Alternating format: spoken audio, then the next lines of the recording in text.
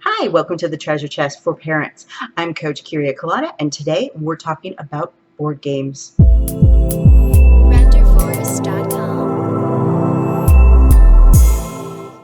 So, a question parents typically don't ask, but really would like to know the answer to is, what age do I start teaching my child to play board games? Well, a lot of games will tell you on the box the age, 3 and up. Though, just like reading books, there is a little bit of discrepancy on why they pick the age that they pick, because you would think a lot of times it's about small moving parts. This particular game is also labeled for 3 and up, but has tiny chokeable parts. So you definitely wouldn't want to leave this little guy in the hands of your little one. So that doesn't help you determine it. Skill set maybe does. Maturity, definitely part of the equation on when you want to introduce games. But I feel like the earlier you introduce games, the better. So let's get started. So why play board games? Well, kids love to play. They make up a lot of games. They probably don't share all the games they make up with you, but they do make them up constantly. Children are also naturally competitive, so they're ready to start playing and having fun. At age 3, 4, and 5, they understand winning and losing. So this is an important time to start engaging in intellectual activities like board games. Now, board games do so much more than just create an environment for family fun time. It's more than just bonding. It's also pre-reading skills, because this is not about learning colors. You might think that, because there are colors all over it and you move 1 or 2 spaces based on color. This is great if you're working on a second language and you want to practice colors in another language. That's fine. But there's so much more going on here. Besides the busyness of the board, there is a color pattern that children recognize, and they start to learn the process. So this is really important for pre-reading skills. Pattern recognition and developing that in a fun, natural way is so much better than the worksheets where you have this 4 little icons and what comes next, what's going to be icon number 5. That's boring. Kids will do it, and they like to do it, but they love to play games with patterns. So I highly recommend playing board games at 3, 4, and 5 years old. Introducing board games to your little one can be overwhelming and create frustration, especially if you have some bad experiences with playing games with your family. I'm a very competitive person, so I was very competitive early on playing board games and card games, to the point where I upset my mom significantly, and she refused to play board games with me. I think I must have been like 5 or 6. Card games as well. It was Go Fish that did it for her. I played too aggressively, and it made her mad, and she was, that's it, done, never playing board games with you again. And she didn't play board games with me again until probably junior high. So she pretty much meant it. So depending on your history, that may impact how easy it is for you to introduce board games to your little ones. Also, I know culturally that that's also something that could impact your knowledge of board games and what's available. What we have in the United States is probably a larger quantity of games than are available in other countries. The great thing is preschool games, there are no language skills needed beyond reading the directions, and that's it. So, and you can find videos on how to play them on YouTube, which I will be doing some of that, just a little bit. So, non-language skill games are great like these. These are classics. Now, this particular one is an older edition. I looked for something that had less overwhelming graphics on it, because I feel the new game is a little overwhelming with its graphics. But it is what it is. So, first thing you want to do is to read the rules carefully to yourself, and then look for opportunities where you can adjust the rules to fit your child. So, for example, in Candyland, There are the cards that make you go backward or forward. They're great little accidental consequences. However, at the same point, they make the game go longer. And a 3-year-old, a 4-year-old can't handle the length of that game. So I typically will take those cards out of the game so that we're not playing with them. Or I will strategically place those cards in the game to start working on building up their confidence and their maturity and their handling those. So their self-regulation skills in playing the game and dealing with frustration and moving forward. So when their player, their little Candyland dude, moves back on the board game because he got the popsicle where he was closer to Chocolate Mountain, then, you know, it's okay. We're just going to draw some more cards and move forward. It takes a moment. You know, this is something that a typical 3, 4, 5-year-old will get very frustrated with because they don't want to lose. They're very passionate about winning the game. And as they get better at playing the game, you will see at all costs. So they will attempt to cheat to be able to move forward. Now, one of my favorite games is Take the Cake, which, as you'll notice, most of my favorite games all double up with something else. It does have the pattern development and it does offer shapes. What's great is that it offers shapes in the flat format. We're not going to get too technical here, you know, the 1D thing, but it also gives you the 3D format of a cylinder. So you have a circle or a cylinder, or you have a cube and a square. They didn't do that with the triangles or the stars, but you get a little introduction into that. Again, this game is about pattern development and recognizing patterns, rolling the dice, and getting to have a little self-control by shaking the cupcake as many numbers as the dice says. So if they have rolled a 2, they have to learn self-control. This is very important. 1, that's it. This is a tricky concept, and this takes practice, and this will take you guiding them through it. So they're going to want to go like this. And of course, they're going to get everything out or close to it. So you want to make sure that you're aiding them in 1 shape, 2 shapes, 3 shapes. Self-control being taught in this format is way more fun than telling a kid to slow down, stop doing that, don't do this, relax. That's not fun. That's nagging. So when you teach self-control through playing games, you're going to get better results. This will translate into other activities. It just takes time.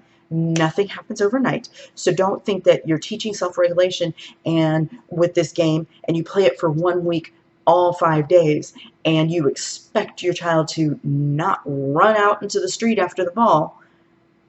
Not going to happen, because that's self-regulation takes time.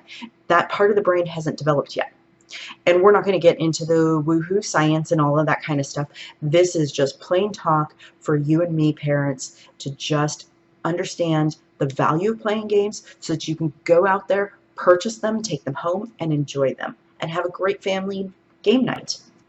So Take the Cake also has the pre-math skills, which are really great. So when they have their 4 cupcakes in front of them, each of their cupcakes has a different amount of decorations that need to be put on the cupcakes. And they start to notice the patterns, obviously, and then they start to notice the numbers and the sequence that's going to happen. And oh, I only need 2 more and I can win the game because I'm looking at mom's 4 cards and she still needs 6 more pieces. So it's really likely that I'm going to win. Likely, not always guaranteed, but it's great because they're going, I need 2 more.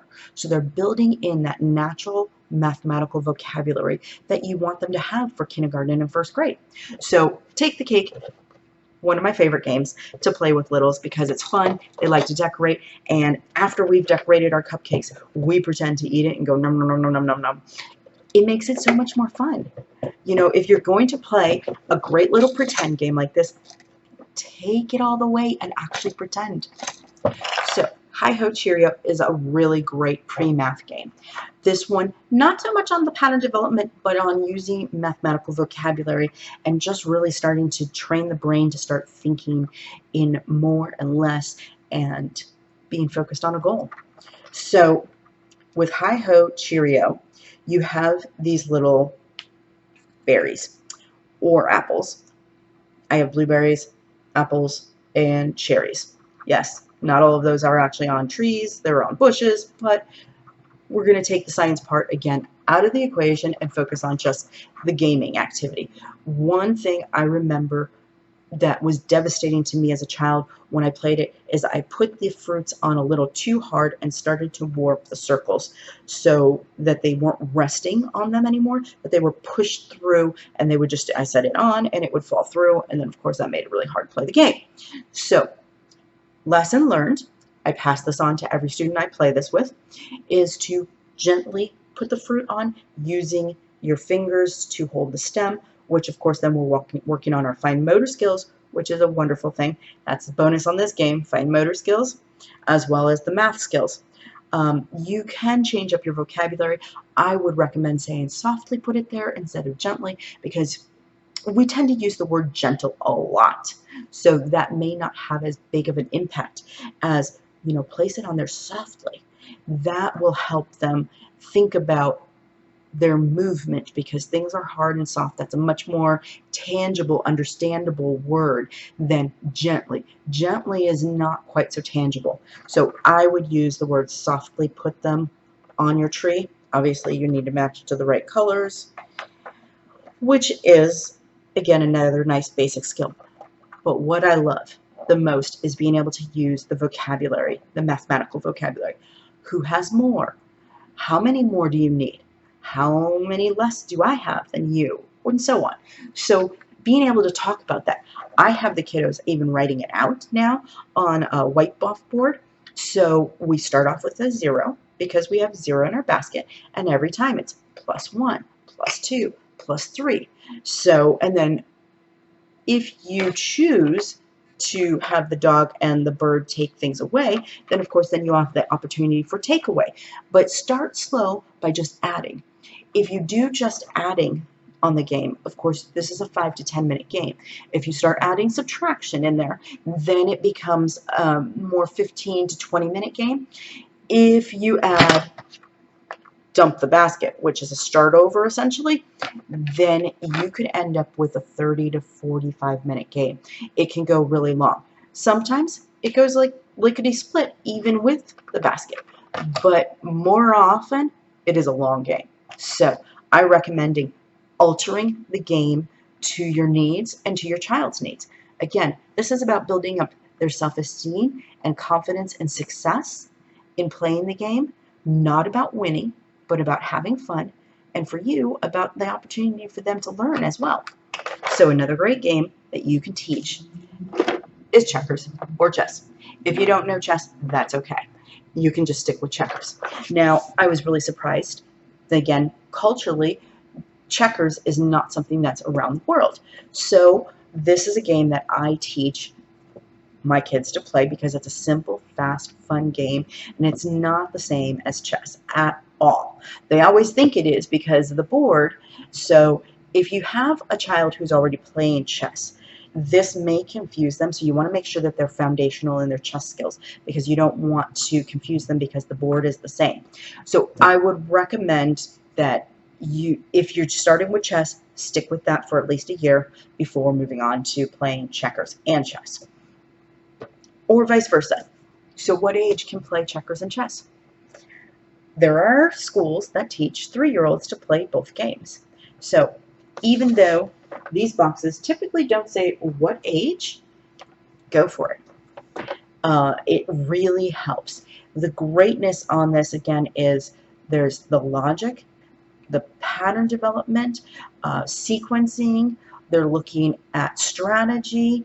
They're thinking ahead, which creates some, great thought process of problem solving and solution, using their imagination. We're building in so many great brain skills here that I highly recommend just even playing a simple game of checkers. Card games. I talked briefly about card games earlier with There's a Moose in the House. It's a great game. There's all kinds of great card games coming out. They're usually in the $20 range. But all you need is a plain old deck of cards, and you can have a lot of fun with this at any age, and that's including 3. So how do you do that with a 3-year-old? Well, you could do a matching game. That's pretty easy. You can play Crazy Eights, which is super easy because, again, it's very much like matching, and it's pattern development, so they're recognizing the different patterns that are on the cards. Those would be 2 really great games, but of course there's Old Maid and there's Rummy. There's all kinds of great games. We do Make 10, and I've altered that to Make 12. You can do takeaway, subtraction, you can do multiplication. There are all kinds of great ways to play with just a plain deck of cards. So I recommend always having a full deck, because I know with littles that's always hard to have a full deck. So if you're, not sure you have a full deck, always make sure you have a backup. Cards are cheap. These are cheap. You get them at the dollar store. So I recommend this over the card games. You can buy, and I had Crazy Apes versus Crazy Eights, and that was a lot of fun because we could have fun with the vocabulary of it's a crazy ape. Now you get to go crazy and change the rules. But Crazy Eights, keeping it simple and letting their pattern development skills hone in on this would be really useful. Having the cutesy games, that's fine, it's fun, but it's not necessary. Let me know what your questions are about playing games at any age, from 3 to teenagers, and I'd be glad to dive in a little bit deeper. And if you have a specific game that you would like to learn how to play, but you're unsure of, let me know in the comments below, and I will do a special video just on that game.